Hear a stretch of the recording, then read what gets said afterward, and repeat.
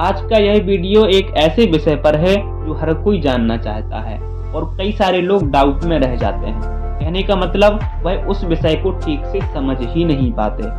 आज हम इस वीडियो में चर्चा करेंगे बुध पर्वत के नीचे यानी हथेली में छोटी वाली उंगली जो होती है उसके नीचे जो दो रेखाएं होती हैं जिसे हम शादी विवाह की रेखाओं के नाम से जानते हैं। अब लोगों में यहाँ पर डाउट रहता है कि हमारी दो रेखाएं हैं तो क्या निश्चित रूप से हमारी दो विवाह होंगी, दो शादियां होंगी। इस तरह के अधूरे ज्ञान से भ्रम की स्थितियां बन जाती हैं। तो देखिए, अगर आपकी दो रेखाएं हैं तो ऐसा नहीं है कि आपके दो ही विवाह होंगे।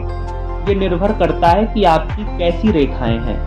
अगर एक बड़ी रेखा है और एक साइड में छोटी रेखा है तो हो सकता है आपका रिश्ता कहीं फाइनल होकर किसी कारण से छूट जाए, या आप किसी के साथ लव रिलेशन में रहे हो और किसी अन्य कारण से आपका विवाह नहीं हो पाया हो। तो ऐसी सिचुएशन में भी दो रेखाएं बन सकती हैं। अगर यहाँ पर दोनों बराबर की रेखाएं हैं तब हो सकता है आपकी एक शादी होकर तलाक हो जाए और दूसरी शादी हो, या फिर ये भी हो सकता है आपका जीवन साथी आपका साथ छोड़ दे और आपको दूसरा विवाह करना पड़ जाए। और अगर नॉर्मली एक ही रेखा है तो फिर ऐसा कुछ सोचने की जरूरत ही नहीं है, कहीं ना कहीं समय से आपका विवाह हो ही जाएगा।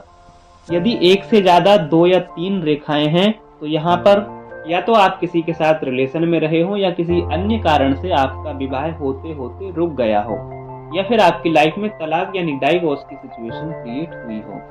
तो हमारे कहने का तात्पर्य बस इतना है कि दो रेखाओं को देखकर आपको ये नहीं समझना है कि हमारे दो ही विवाह होंगे।